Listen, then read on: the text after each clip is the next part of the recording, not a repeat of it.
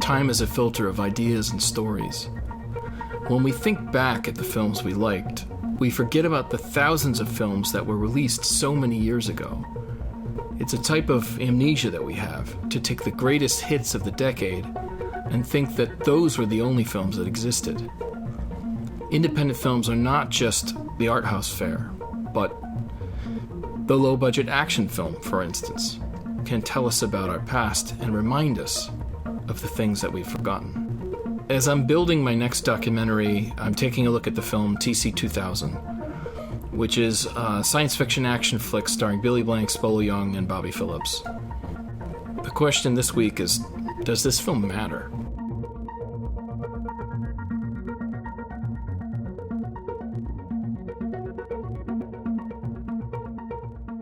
Hey, welcome to the VHS Massacre Project Lab. I am Tom Seymour. This is going to be a slightly new format for one of our shows.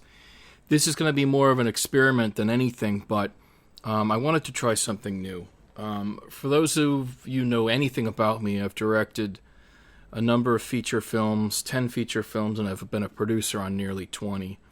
And some of the most famous are VHS Massacre 1 and VHS Massacre 2. Part 2 is still in the festivals now. Just got into the Chicago Horror Film Festival, which is going to be screening on the 17th. It'll have some virtual screenings too, so check that out. But the films have had some success. Everyone knows them. You know, they were on everything from the Mubi art house streaming site to screenings at Yale University, to on Prime and iTunes. I've had other films that have been on Netflix.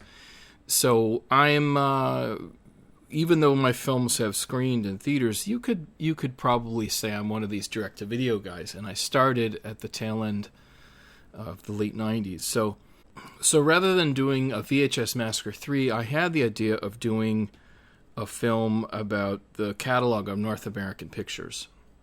And so what this show is going to be about is I'm going to kind of peel back the layers on how I do some of my pre-production and even production in regard to these films. And so I'm going to go through films that I've watched, talk about films that I've watched that may be very entertaining. You may want to look into them. A lot of them are going to be in that Trauma catalog that Trauma acquired on North American Pictures. And I'm going to try to delve into why these films matter. So I'd like to think this podcast is going to be different than just movie reviews, because it's going to try to examine why they matter. There's this idea, communications expert Marshall McLuhan said once, that the medium is the message, meaning that what the medium does is far more important than the actual individual film. And that's where the meaning is. That's the profoundness. So in that sense, I'd like to take the films in North American pictures they're essentially exploitation films. They're action films, and they're genre films, horror films, sci-fi films, things like that. Did these films matter at all? Because, I want to start on this documentary. It's called American Expendables. It already has an IMDb listing, and I already have exclusive permission to make this documentary from Trauma Entertainment.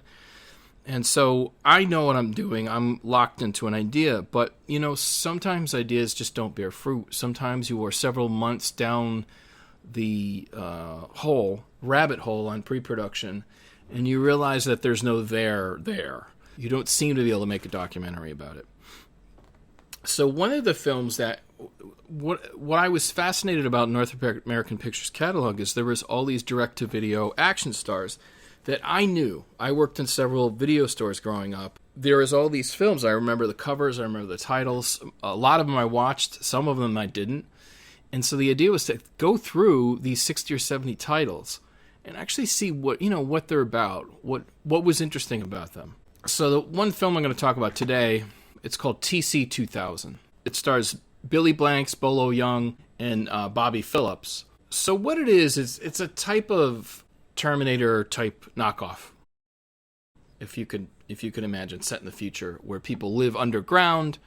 Well, here, let me just read this. Somewhere in the future, environmental overkill had come. Many had died. The rich were able to build the underworld.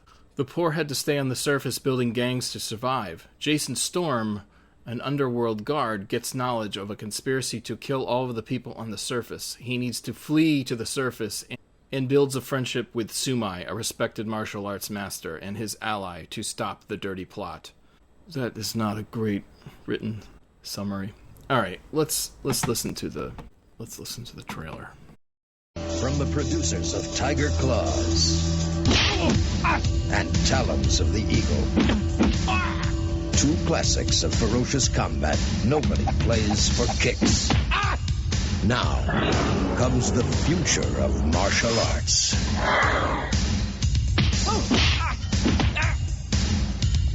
TC2000. In a time just beyond tomorrow,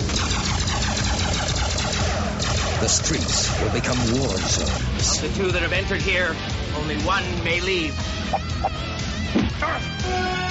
The cities will become electronic fortresses. And the only hope...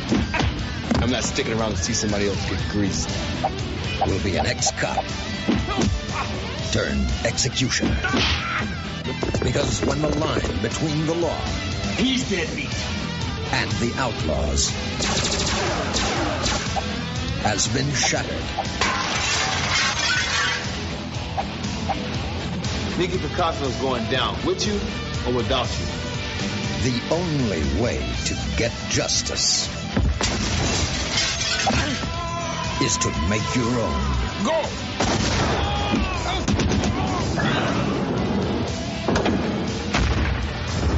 TC2000. Starring the brightest stars of the deadliest art. Billy Blanks, Bolo Yeung, Jalal Mera, Mateus Hughes, and introducing Bobbi Phillips. TC2000. Martial arts enters the 21st century. So that was the trailer to TC2000. I should talk about Billy Blanks first. He was born in 1955. Billy Blanks earned a name for himself in the 1970s and 80s when he won a series of martial arts competitions. A 7-time world karate champion, he was captain of the U.S. karate team and won 36 gold medals in international competition.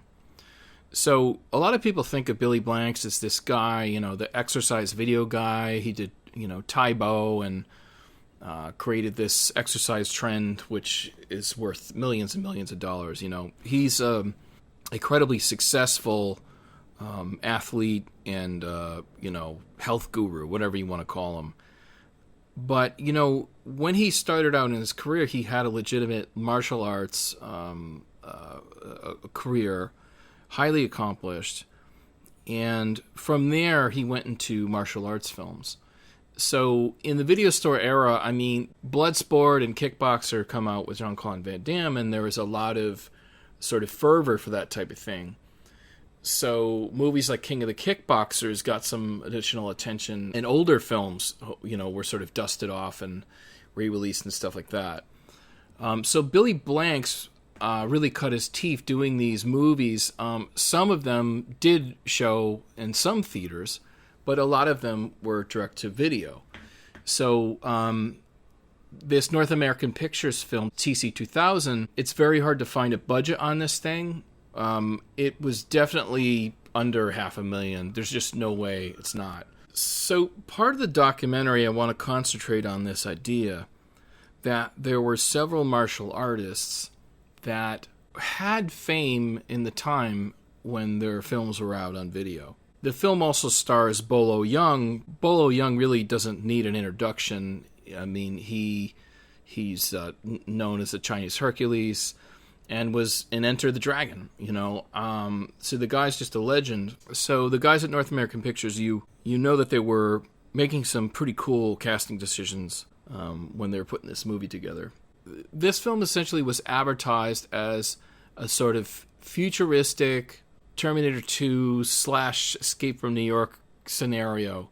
When you went to the video store, you didn't know exactly when a film was sort of B grade or A grade. You didn't always know, because sometimes the cover was just super hot. And back then, if you didn't know all the stars, you're just starting to rent movies. Let's say you're a teenager or you're in your 20s. You are fully aware that you don't know, everyone in Hollywood. And but you might say, oh, Bolo Yeung, he's from Enter the Dragon, so you rent this thing. Even though the budget is probably somewhere around $300,000, you have a situation where it's shot all on location. They're obviously using real factories. They're using real. You can see there's a sort of control booth in the beginning. It looks like some kind of power facility they're in, and it looks like they got a few locations in which they could sort of build a believable story in which this is sort of an underground bunker type scenario. They're using lasers and smoke to sort of create what looks like force fields. They're using, a lot of real motorcycles. They're using real stunt people. There was a pretty awesome fire stunt. There is a lot of fighting. And this is what I think is smart about TC2000. They didn't have a ton of money for special effects. So as long as they can shoot most of the stuff in a location that feels industrial or post-industrial, like it could be sci-fi-ish. If they just had a lot of fight scenes between characters, they could essentially make a 90-minute film in this way. And it's smart because it's a lot of action, but it's just people. It's literally a fight between one or two people. It cuts away. It's a fight between two other people. And so what you have is some pretty entertaining action, but you're not bleeding money. It's not giant set pieces. It's not like an oil tanker crashing into the beach or something, So films like this are smart in some of the ways they figure out a way to make action for cheap. And so in that sense, Billy Blanks is an incredibly gifted martial artist. So you can see there are scenes in TC2000 where you're like, he's doing these crazy double kicks. There's, his form is amazing. There's some really cool slow motion shots. They're using him well. Bolo Yeung, who's just brilliant martial artist and super famous, it feels like they don't really give him that much to do that is spectacular. He has some fight scenes, but there's no real showcases, But, back when you were watching these direct-to-video films, if you saw a couple wild martial, karate kicks, you'd rewind that, you'd watch it over again. I mean, it was pretty awesome. Like, people were just easier to please. I mean, that's the easiest way to put it. When you were renting something, it was precious, and you kind of knew you had to commit to it because you paid the $5 for it. So you were going to go home and watch that thing, and you were going to give it the benefit of the doubt. And, now the viewing audience is really cynical. They really they don't like low-budget stuff, for narrative, they hate that. But when it really comes to narrative, they judge pretty harshly. If you were in your late teens and early 20s in the mid-90s, and you went to a video store, you might think that Billy Blanks was the same thing as like a Jean-Claude Van Damme. I think that was the illusion of the sort of direct-to-video era. That's what they capitalized on. Can you cut a trailer that looks sort of like a Hollywood trailer? Can you make the box art that looks sort of like a Hollywood box art, But these films were actually produced well enough for them to be entertaining. And that's what they are. It's an entertaining film. Is it good sci-fi? Well, that's debatable. But there's some really great stunts. And when you're watching it, I never understood when someone was totally bored by a film, especially when there's always something to look at. The lighting, the characters, the story, the set design, the sound, the score, all these different things that you can view, I mean, if it's some crappy Netflix series, of course, you could lose attention and say there's just an empty, filler of time, But I would actually argue that some of these action films at this point, the ones that were in the late 80s and early 90s, are sort of a window into the culture, and I guess that's always been the case for films. But Glickenhaus and Shapiro, the guys who ran North American Pictures, got out of the film industry at a certain point because stars were just starting to get paid too much, and none of the economics seemed to make sense. So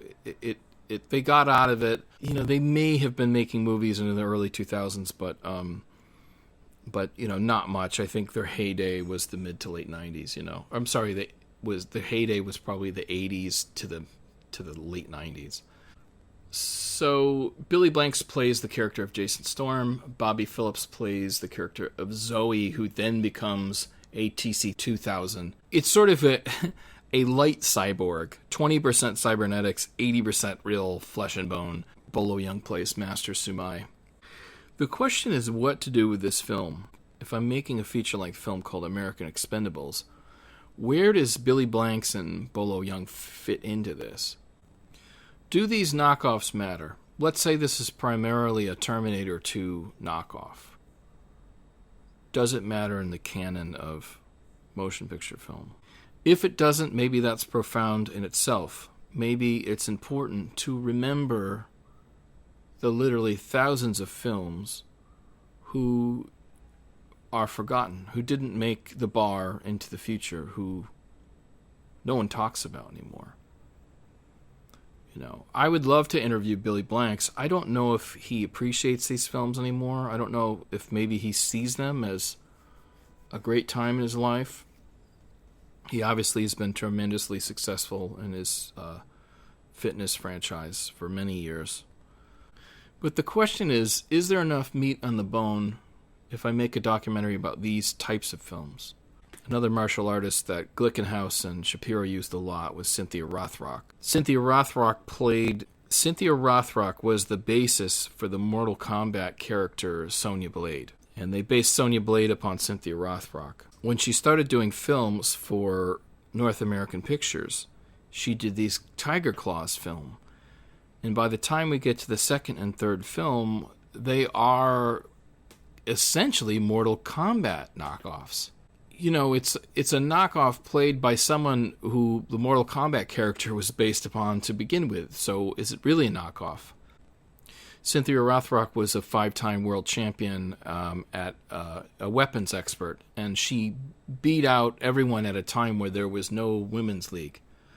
So she beat out all the men many, many, many times and is a famous world champion. And she has done films China with Michelle Yeoh and Sammo Hung, some of the greatest living martial artists. Cynthia Rothrock has been in there and held her own and sometimes excelled. And so she is a fascinating human being, underappreciated, I think. If you look at the film TC2000, one of the things is Billy Blanks is the star of it. Phillips is the co-star. So you have essentially a film where it's fairly diverse. And if we look back in the direct-to-video area, I would actually say that was more common than people would admit to. We seem to have a bit of amnesia in this country when we look back, because you look back at all the films and you're only thinking about like the top 20 films for that year, and you forget about the thousands of other films that had, especially direct-to-video and independent, which have always had more diverse cast, and they've always done more, they've always invented everything that the studio films then take from. So that's my train of thought right now. And exploring a few of these films, I'm going to watch Tiger Claws. There's actually 3 Tiger Claws films starring Cynthia Rothrock. And then in regard to Billy Blanks, there's he did a few films with Roddy Piper. So Billy Blanks was in The Last Boy Scout. He's been in Tango and Cash, China O'Brien. That was a Cynthia Rothrock film. He was in Lionheart, King of the Kickboxers. Back in Action. So he did a movie with Roddy Piper called Back in Action, and it's him and Roddy Piper. So thanks everyone for listening to this. This is more of an experiment than anything. I'd be curious to know if this is worth listening to filmmakers out there. This is essentially just gathering a few facts, watching a few films, and trying to find things that are meaningful, things that overlap. I'm going to continue to explore the North American Pictures catalog, specifically some of the action films, to see what I can find here. I think it's more than just nostalgia. These are the B-list of action stars. The reason why I'm calling it American Expendables is that for every Van Damme and Seagal, there is like a Brian Bosworth or a Billy Blanks. There's a Jeff Speakman. There's a Roddy Piper. Mathis Hughes is also very interesting. Anyway, thanks for listening. Let me know if this is interesting. We'll see you next time.